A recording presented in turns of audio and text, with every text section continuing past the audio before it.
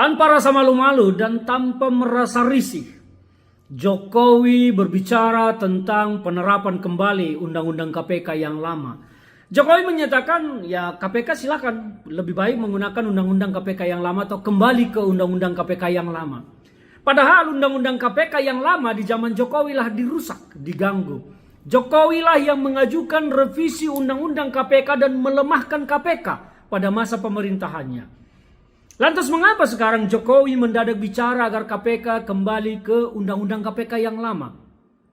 Selain Jokowi bicara tentang kembali ke Undang-Undang KPK yang lama, Gibran Rakabuming Raka, juga wakil presiden kita yang juga adalah putra dari Jokowi, berbicara tentang Undang-Undang Perampasan Aset yang menurut Gibran ini sudah menjadi sangat mendesak dan sangat perlu.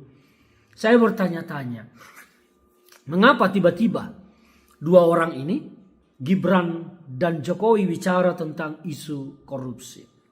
Padahal di zaman Jokowi lah KPK itu dilemahkan dengan melakukan revisi Undang-Undang KPK seperti sekarang. Mungkinkah dulu Jokowi melemahkan KPK di pemerintahannya agar mereka bisa leluasa dan bebas melakukan tindak pidana korupsi? Mungkinkah Jokowi melemahkan KPK dulu agar pemerintahannya tidak terganggu oleh KPK? Dan sekarang setelah tidak memerintah lagi, Jokowi ingin kembali KPK kuat.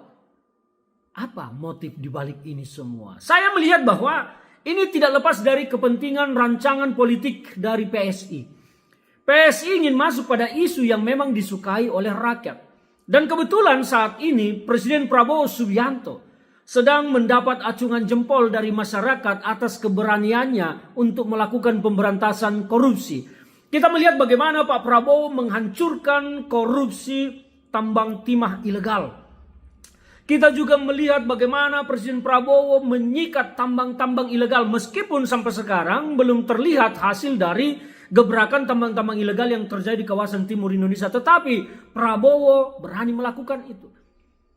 Presiden Prabowo juga mendapat acungan jempol atas kinerja Jaksa Agung belakangan ini. Dan ini mungkin membuat PSI khawatir, Jokowi khawatir bahwa Gibran dan PSI akan tenggelam di 2029 di bawah dominasi dan hegemoni Prabowo Subianto bersama Partai Gerindra dan partai koalisinya.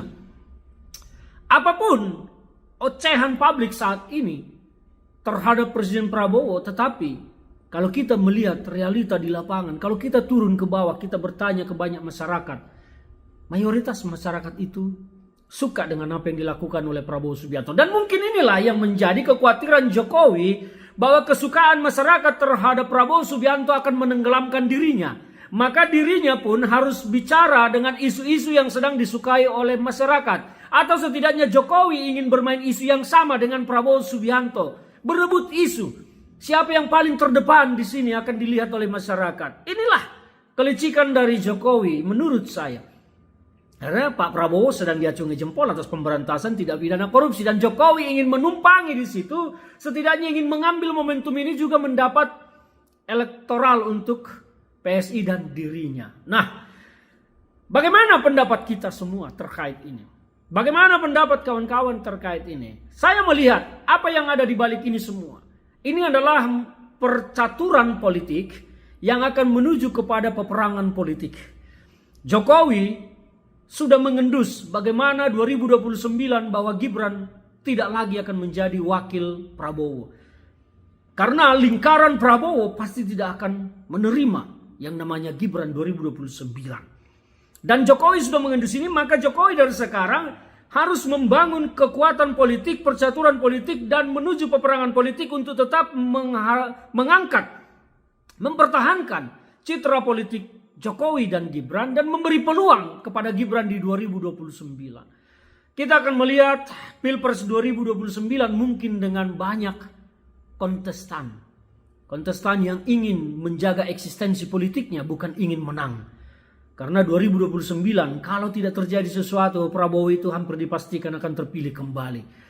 Dan dengan demikian akan banyak yang maju sebagai kontestan penantang Prabowo, tidak berharap untuk menang, tetapi berharap menjaga eksistensi politiknya menuju 2034. Maka ini akan kita lihat keseruan politik ini.